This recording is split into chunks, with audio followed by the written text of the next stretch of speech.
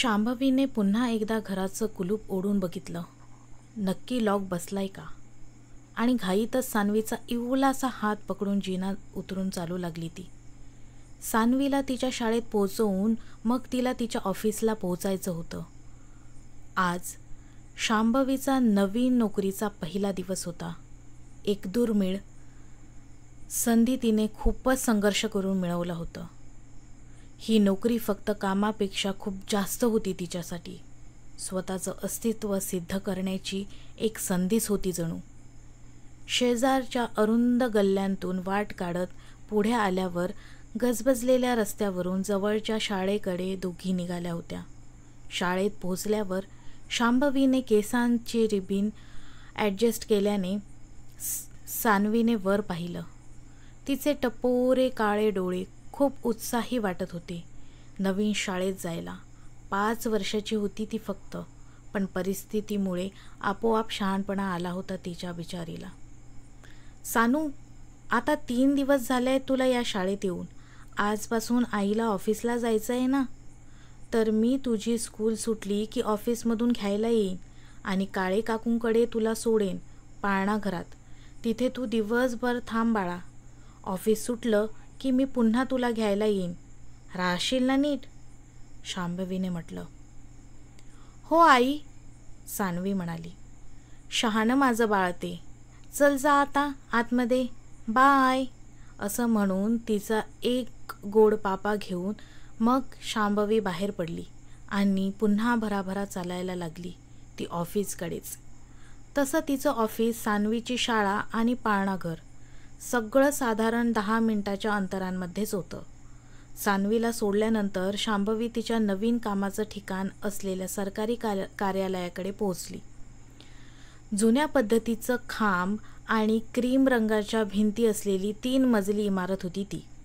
नुकत्याच झालेल्या सरळ सेवा भरतीमधून शांभवीला ती नोकरी मिळाली होती. पोस्ट अगदी साधी होती, परंतु सरकारी नोकरी असल्यामुळे तिच्या आयुष्याला एक स्थैर्य मिळणार होतं. तसंही हजारो लोक धडपडत असतात आणि त्यातून अशी संधी मिळणं अवघडच होतं. पण तरीही दिवसरात्र एक करून तिने अभ्यास केला होता आणि नशिबाने देखील ह्यावेळी तिची साथ दिल्याने तिला ही नोकरी मिळाली होती. सिलेक्शन झाल्यानंतर आधी तिचं हेड ऑफिस डॉक्युमेंट व्हेरिफिकेशन झालं होतं आणि नंतर पोस्टिंग या गावला मिळाली होती. आता आज जॉईनिंग करायचं होतं. मुख्य प्रवेशद्वाराजवळच आपल्यावर शांभवीच्या हृदयाची धडधड वाढली होती. पिऊनकडे ती चौकशी करतच होती की साहेबांचं कॅबिन कुठे आहे. इतक्यात एक व्यक्ती तिच्या शेजारून फास्ट चालत निघून गेला. हे काय, आलेच साहेब, पिऊन उभा राहत म्हणाला. नॉक करून ती साहेबांच्या केबिनमध्ये गेली. Good morning sir. अनय, जो नुकताच येऊन त्याच्या खुर्चीवर बसला होता आणि फोनवर मेसेज चेक करत होता, त्याने एक नजर तिच्याकडे पाहिलं आणि प्रसन्न स्मित करून म्हणाला, गुड मॉर्निंग सर, मी शांभवी चित्रे. आज जॉईनिंग आहे माझं. हो हो, बसा ना तुम्ही. त्याने क्लर्कला बोलवून घेतलं आणि बाकी फॉर्मॅलिटीज पूर्ण करून घ्यायचे आदेश दिले. आता तिला तिचा डेस्क दिसला. खिडकीच्या जवळ एक साधा सेटअप होता, ज्यामधून समोरच्या चौकाचंच दृश्य दिसत होतं. तिने तिची पर्स खाली ठेवली आणि खुर्चीत बसली. अभिमानाची एक लाट तिच्या मनात उसळली, कारण हे तिचं होतं, तिने मिळवलेलं. केबिनमध्ये अनय तिची माहिती वाचत होता. शांभवी अखिल चित्रे, वय 30 वर्षे, विवाहित, एक अपत्य. विवाहित, तरीच व्यवस्थित साडी नेसून आल्यात. आपण गळ्यात चैन दिसली असेल काही, असं म्हणून तोही कामाकडे वळला. अनय श्रीरंग देशमुख, वय 32 वर्षे, क्लास 1 दर्जाचा अधिकारी होता. ह्या गावी ट्रान्स्फर होऊन त्याला साधारण 1.5 वर्ष होऊन गेलं होतं. आताही काही कामानिमित्त अनयच्या बाहेर 2-3 वेळा चक्रा झाल्या होत्या आणि सहजच त्याची नजर शांभवीच्या डेस्ककडे वळली होती. शांतपणे ती काम समजून घेताना त्याला दिसली होती किंवा मग कुणाशी तरी बोलताना. पण तिच्या चेहऱ्यावर हसू तिच्या मनातील दुःखाला लपवण्याचा प्रयत्न करत आहे असंच त्याला वाटत होतं. शेवटी अनयने तिच्याबद्दलच्या विचारांना बाजूला सारून पुन्हा फाईल उघडली. शांभवीला आता ऑफिस जॉईन करून 1 आठवडा उलटून गेला होता. तिचं आणि सान्वीचं एक व्यवस्थित रुटीन तिला जमून आलं होतं. सान्वी देखील तिच्या नवीन शाळेत आणि पाळणाघरातल्या काकूंकडे छान रमलीच होती. खूप समजूतदार मुलगी होतीच ती. ऑफिसमध्ये काम करत असताना शांभवीला अनईच्या व्यक्तिमत्वाचा वेगळाच बाज दिसत होता. अनईचा उंच आणि सळपातळ बांधा, गव्हाळ रंग आणि नेटकं राहणीमान त्याला एका आकर्षक व्यक्तिमत्वाचं रूप देत होतं. त्याचे काळसर तपकिरी डोळे नेहमी शांत आणि विचारी असायचे. तो प्रत्येकाशी आदराने वागायचा. फक्त त्याच्या पोस्टमुळेच नाही तर वागणुकीमुळे देखील त्याचं ऑफिसमधल्या सगळ्यांमध्येच वेगळं स्थान होतं. शांभवीच्या मनात थोड्या वेळासाठी का असेना त्याचे विचार डोकावायचे. तर ती पुन्हा आपल्या कामावर लक्ष केंद्रित करायची. तिने ठरवलं होतं की तिचं वैयक्तिक आयुष्य आणि तिचं काम एकमेकांपासून वेगळं ठेवायचं. एका दुपारी लंच ब्रेकमध्ये ती सान्वीला पाळणाघरात सोडून परततच होती तेव्हा रस्त्यावर एक ओळखीची व्यक्ती दिसली. तिच्या ऑफिसपासून जवळच्या चौकात उभी असलेली तिला दिसली आणि तिच्या हृदयाचा ठोकाच चुकला. त्याचे लांब वाढलेले केस मानेपर्यंत रोळत होते.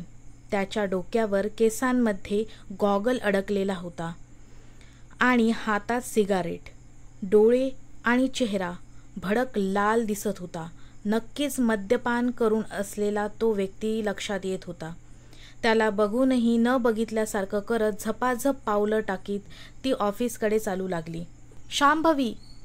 त्याचा आवाज मागून तिच्या कानाला घुमला आणि तिची पावलं जागीच अवखळली. प्रचंड घाबरलेली होती ती. तरीही थोड्याशा कडक सुरात ती म्हणाली, अखिल, इथे काय करतोयस? तुला बघायला आलोय. तो छपरी हसत म्हणाला. तू मला सोडलंयस, पण माझा अजूनही तुझ्यावर हक्क आहे. विसरलीस वाटतं तू. अखिल, तुला कळत नाही का? आपण वेगळे झालो आहोत. मला आणि सान्वीला आता शांतता हवी आहे. प्लीज इथे येऊन त्रास देऊ नकोस, ती ठामपणे म्हणाली. पण तिचा आवाज थरथरत होता. शांतता?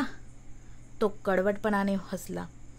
तुला वाटतं का मी तुला आणि त्या मुलीला इतक्यात शांतता देईन? तुला तर आता चांगलाच पगार मिळत असेल आणि मला काय मिळतंय?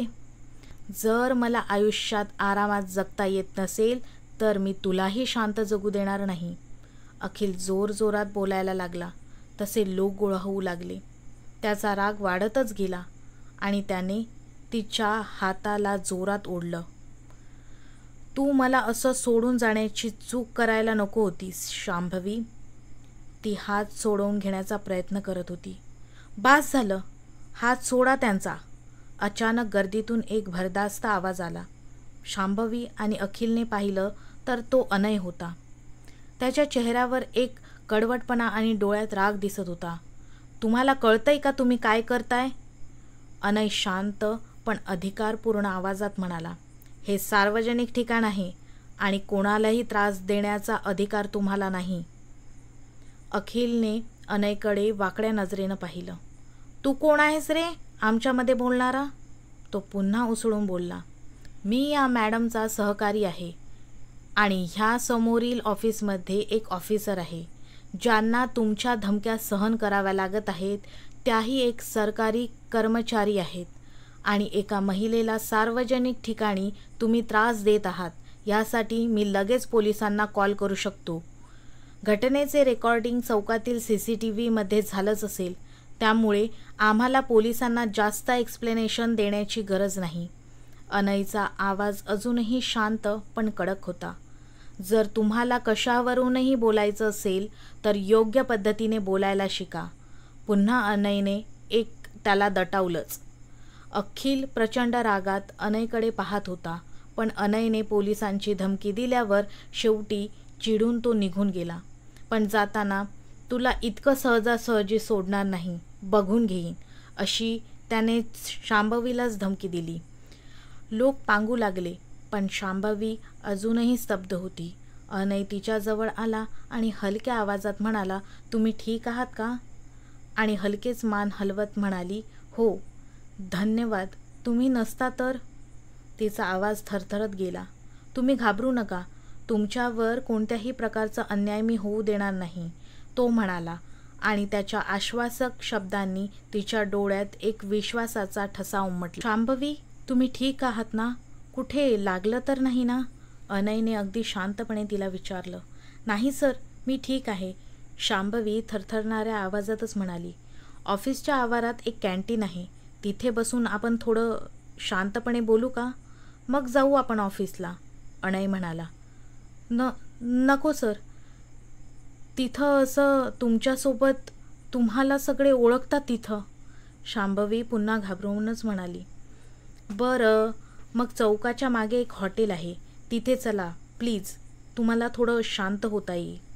मग मात्र ती जास्त काही न बोलता त्याच्या मागे चालू लागली. मेंदू तसाही सुन्न झाला होताच तिचा. हॉटेलमध्ये अनयनेच कॉफीची ऑर्डर दिली. पाणी पिऊन ती तशीच मान खाली घालून बसली होती. चेहरा घामाने डबडबला होता. केस चेहऱ्यावर चिकटले होते. अनय तिलाच पाहत होता. शेवटी भानावर येऊन त्याने बोलायला सुरुवात केली. शांभवी, मला माहीत नाही की आता तुम्हाला असं विचारणं बरोबर आहे की नाही, पण कोण होता तो माणूस आणि का तो तुमच्याशी अशा प्रकारे वागत होता? तसं त्याला मगासचं बोलणं ऐकूनच अंदाज आला होता की तो कदाचित तिचा नवरा असावा. तरीही कन्फर्म करण्यासाठी त्याने विचारलं होतं. तो माझा पती आहे, म्हणजे पूर्वीचा.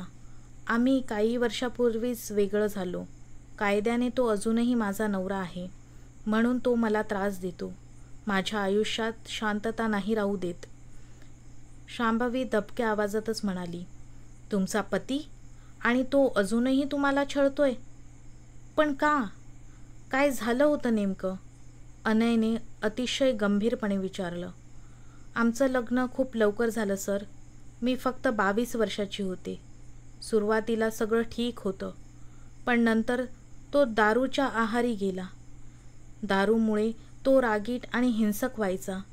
काहीही निमित्त असलं की मला मारायचा, टोकायचा. सान्वी लहान होती तेव्हा. परिस्थिती आणखीन अवघड झाली होती. शेवटी मला सगळं सोडून निघून यावं लागलं. शांभवी डोळ्यातलं पाणी रोखण्याचा प्रयत्न करत बोलत होती. मी त्याच्यापासून वेगळं राहते. सान्वीचं भविष्य उज्ज्वल बनवण्यासाठी मला ते करावंच लागलं. पण तो अजूनही मला आणि माझ्या मुलीला त्रास देतो. मला नेहमी वाटतं की तो माझ्या मागेच आहे. तुम्ही हे सगळं एकटेच झेलता शांभवी? तुमच्या फॅमिलीने तुम्हाला काहीच मदत केली नाही का? माझं कुटुंब खूप गरीब आहे सर. माझ्या आईने मला खूप साथ दिली, पण ती एकटी तरी काय करणार? वडील लहानपणीच गेले. चांगलं स्थळ वाटलं म्हणून आईने लग्न लावून दिलं, पण हे असं झालं. मी वेगळी झाल्यावर आई, मी आणि सान्वी लपून एका वेगळ्या गावात राहत होतो. 6 महिन्यापूर्वीच आई पण गेली आणि मी एकटी पडले. परीक्षा देऊन ही नोकरी लागली, पण आता ह्याला कसं समजलं की मी इथे आहे माहीत नाही. शांभवी, अशा परिस्थितीत तुम्हाला योग्य मदत मिळणं खूप महत्त्वाचं आहे. सर, मला कधी कधी असं वाटतं की हे सगळं सोडून कुठेतरी पळून जावं, पण सान्वीला सोडून नाही जाऊ शकत मी. तिच्या भविष्यासाठी मला सगळं हे सहन करावंच लागतं. शांभवी, सान्वी खूप नशीबवान आहे हो, कारण तिच्याकडे तुमच्यासारखी आई आहे. पण तुम्हाला हे लक्षात घ्यायला हवं की तुम्ही एकट्या नाही आहात. मी इथे आहे आणि जिथे शक्य असेल मी तुम्हाला मदत करेनच. सर, तुम्ही हे सगळं का करताय? शांभवीने थोडंसं चकितच होत विचारलं. कदाचित हे माझ्या पदाचा भाग असेल, पण कधीकधी पदापलीकडेही माणुसकी असते. तुम्ही खूप सहन केलं आहे. कदाचित आता वेळ आहे की तुम्हाला योग्य आधार मिळावा. त्याच्या या बोलण्याने शांभवी थोडी स्थिर झाली. अनयने तिची बाजू ऐकून घेतली आणि तिला धीर दिला. त्यामुळे तिला एक नवीन आशा मिळाली होती. त्या क्षणी शांभवीच्या मनात अनयसाठी एक वेगळं आपुलकीचं स्थान तयार झालं होतं. रात्रीचं शांत वातावरण, अनयच्या मनात जुन्या आठवणींना जागं करत होतं. तो घरातल्या बाल्कनीत उभं राहून रात्रीच्या दिव्यांनी उजळलेलं दृश्य पाहत होता. पण त्याच्या मनात एक काळोख दाटून आला होता. अनय अजूनही अविवाहित होता. त्याच्या आयुष्यातील एक काळ असा होता जेव्हा त्याने खूप मनापासून प्रेम केलं होतं. कॉलेजच्या शेवटच्या वर्षी त्याच्या आयुष्यात नंदिनी नावाची मुलगी होती. तिचं गोड हसू, तिचा निर्धास्त स्वभाव आणि तिच्या स्वप्नांवरचा विश्वास त्याला खूप आकर्षित करत होता. पण नियतीनं वेगळंच ठरवलं होतं. नंदिनीचं लग्न तिच्या कुटुंबियांच्या इच्छेनुसार ठरलं आणि ती अनयच्या आयुष्यातून कायमच निघून गेली. त्या ब्रेकअपने त्याला हादरवलं होतं. त्यानंतर त्याने ठरवलं होतं की आपल्या आयुष्यात प्रेमाला जागाच नाही. त्याने स्वतःला कामात झोकून दिलं, समाजसेवा केली आणि स्वतःला या विचारात गुंतवलं की लोकांसाठी चांगलं काहीतरी करणं हेच आता त्याचं ध्येय असेल. पण आज शांभवीच्या संघर्षाने त्याच्या मनाला अस्वस्थ केलं होतं. तिच्या डोळ्यांमधील दुःख आणि त्या दुःखाशी लढण्याचा धीर त्याला नंदिनी गेल्यानंतर त्याची जी अवस्था होती त्याची आठवण करून देत होता. तो स्वतःशीच विचार करत होता की ती त्रास सहन करते ती आयुष्यात, तरीही हसतमुख असते, मुलीला खंबीरपणे सांभाळते आणि का मला असं वाटतंय की मला तिच्या आयुष्यात काहीतरी बदल घडवायचा आहे. त्याच्या मोबाईलवर त्याने गाणं लावलं होतं. दिवसभराचा ताण, अपमान आणि वेदना मनात ठेवून शांभवी घरी परतली होती. थोड्या वेळाने पाळणाघरातील काकू सान्वीला घेऊन घरी आल्या. तिने घरात पाऊल टाकताच तिच्या चेहऱ्यावरचा निरागस आनंद पाहून शांभवीच्या थकलेल्या मनाला एक क्षणभर विसावा मिळाला. आई, तू आज मला न्यायला नाही आली ना? किती उशीर केला. आज मग मी काकूंसोबतच आले. मी तुला खूप मिस केलं. सान्वी हसत धावत तिच्याकडे येत म्हणाली. शांभवी हलकं हसत तिच्या कपाळाला केस देत म्हणाली, हो ग, थोडं काम जास्त होतं आज आणि मीही तुला खूप मिस केलं. पण आई, तुझा चेहरा असा काय झालाय? तू रडली होतीस का? डोळे मोठे करून सान्वी म्हणाली, नाही ग, फक्त थोडा थकवा आलाय. तू काही खाल्लंस का? शांभवी क्षणभरातच गोंधळून म्हणाली आणि स्वतःला सावरतच होती ती. नाही, तुझ्याशिवाय मी नाही काही खात. सान्वी गाल फुगवूनच म्हणाली, माहीत आहे मला, म्हणूनच विचारलं. चल, तुझं आवरते मग, खाऊन घे. शांभवी स्वयंपाकाला लागते तर सान्वी तिच्या आजूबाजूला खेळत असते. तिच्या निरागस बोलण्यानीच आपल्या आयुष्यात आणि या घरात जिवंतपणा आहे असा विचार तिच्याकडे बघतच शांभवी करत असते. रात्री शांभवी सान्वीला थोपटत होती. थोड्याच वेळात सान्वीला झोप लागली. तिच्या गाढ झोपलेल्या चेहऱ्याकडे पाहत शांभवी विचारात गाढ होती. सान्वी तुझं आयुष्य आहे. तिच्या चेहऱ्यावरचा हा आनंद कायम ठेवण्यासाठी मला कितीही सहन करावं लागलं तरी चालेल. पण आजचं अखिलचं वागणं, काय करावं या माणसाचं? सान्वीला या गोष्टीपासून दूर ठेवायचं आहे, पण कसं? अनयने तिला दिलेला धीर आठवतो. तो म्हणाला होता, तुम्ही एकट्या नाहीच. खरंच का? कदाचित पहिल्यांदाच कोणीतरी माझ्या दुःखाला समजून घेतलंय. पण मी त्याच्यावर विश्वास ठेवावा का? मनातल्या विचारांचं वादळ काही शमेना. शेवटी कधीतरी उशिरा तिला झोप आली. शांभवी सकाळी ऑफिसला पोहोचली. तिच्या चेहऱ्यावर खूप शांत भाव दिसत होते. पण कालच्या घटनेचं सावट अजूनही तिच्या मनावर होतं. ती अनयच्या केबिनमध्ये एक फाईल घेऊन गेली. सर, मी एका योजनेशी संबंधित फाईल घेऊन आली आहे. शांभवी दरवाजावर टकटक करत म्हणाली. या मिसेस चित्रे, फाईल ठेवा आणि जरा बसा. मला तुमच्याशी थोडं बोलायचं आहे. अनय तिला शांतपणे आत बोलवत म्हणाला. शांभवी थोडी गोंधळली, पण भानावर येऊन ती खुर्चीत बसली. कालची घटना, त्याच्यामुळे तुम्ही अजून डिस्टर्ब तर नाही आहात ना? काही मदत हवी असेल तर सांगा मला. अनय काळजीने म्हणाला. सर, मी ठीक आहे.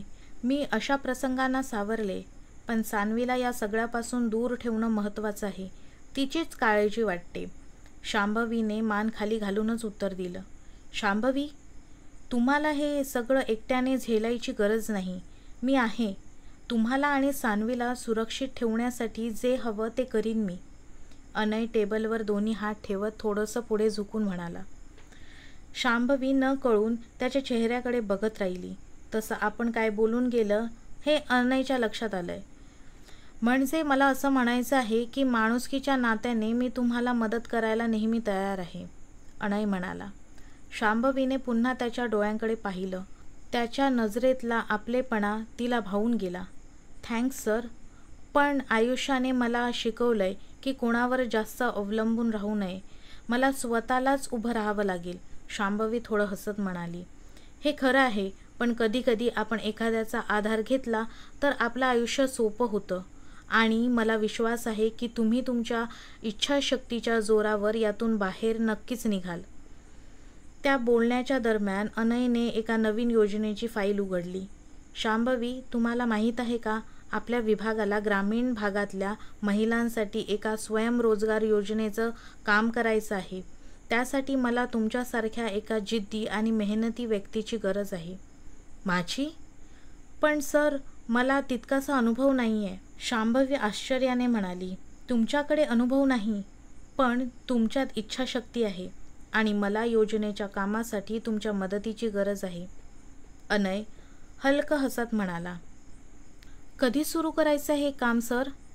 शांभवी म्हणाली. लवकरच.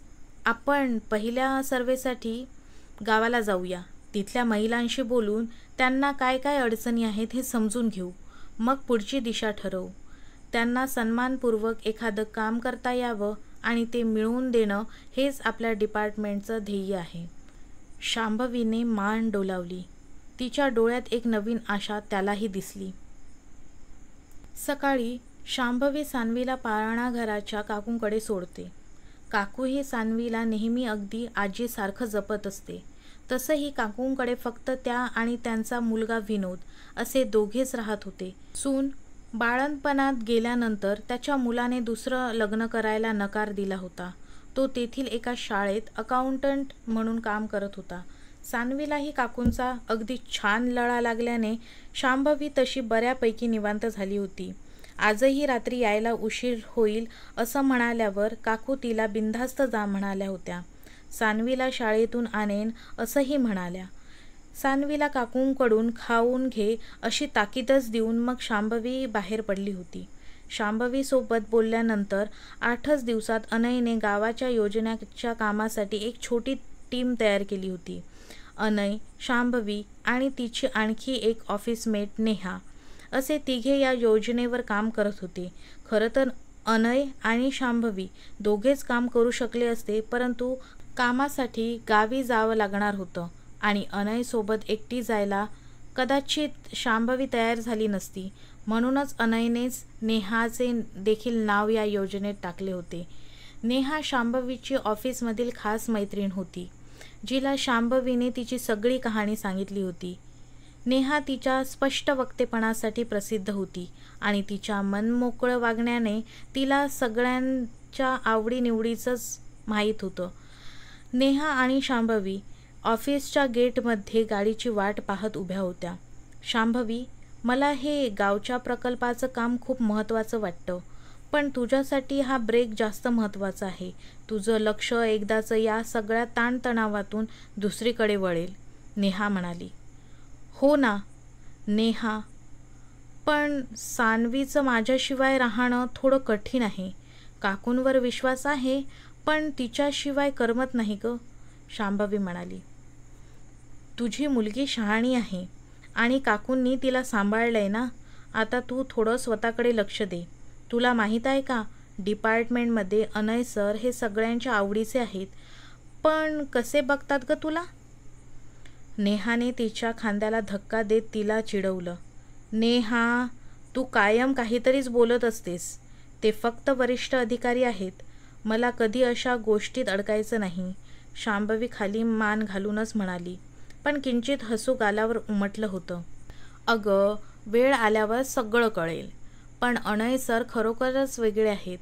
त्यांचा विचार करायला हरकत नाही, नेहा डोळे मिचकावतच म्हणाली. अनय, शांभवी आणि नेहा एका सरकारी गाडीतून गावाकडे रवाना होतात. प्रवासात नेहा तिच्या नेहमीच्या हलक्या फुलक्या गोष्टींनी वातावरण हलकं ठेवते. सर, तुम्ही असं खूपदा गावी काम केलं असेल ना? नेहा: हो नेहा, मी याआधी ग्रामीण भागात काम केलं आहे. पण प्रत्येक गाव वेगळं असतं. तिथल्या अडचणी आणि लोकांच्या समस्या समजून घ्यायला मला आवडतं. अनयने हसत उत्तर दिलं. हे चांगलं आहे सर, पण मला सांगा, तुम्ही कधी एखादी सहकार्याला खाजगी मदत केली आहे का? नेहाने शांभवीकडे एक कटाक्ष टाकत म्हटलं. हे ऐकून शांभवी थोडी अस्वस्थ झाली. तिला वाटलं नेहा अनयसोबत चेष्टा करत आहे. जर कोणाला खरंच मदतीची गरज असेल तर मी ती देतो, पण तसं करताना एखाद्याच्या स्वाभिमानाला धक्का लागता कामा नये, हे माझं ठाम मत आहे. अनयने थोडं गंभीर होत उत्तर दिलं. शांभवीने हे ऐकलं आणि तिच्या मनातल्या त्याच्याबद्दलच्या आदराच्या भावनेला एक नवीन अर्थ मिळाला. गावात पोहोचल्यानंतर तिथल्या महिलांशी बोलण्यासाठी शिबिर आयोजित केलं होतं. अनय आणि त्याच्या टीमला स्थानिक महिलांच्या समस्या समजून घ्यायच्या असतात. नेहा एका महिलेला विचारते, तुमच्याकडे मुख्य समस्या कोणत्या आहेत? तुम्हाला कोणती योजना जास्त उपयोगी पडेल? आम्हासनी पाणी नाही.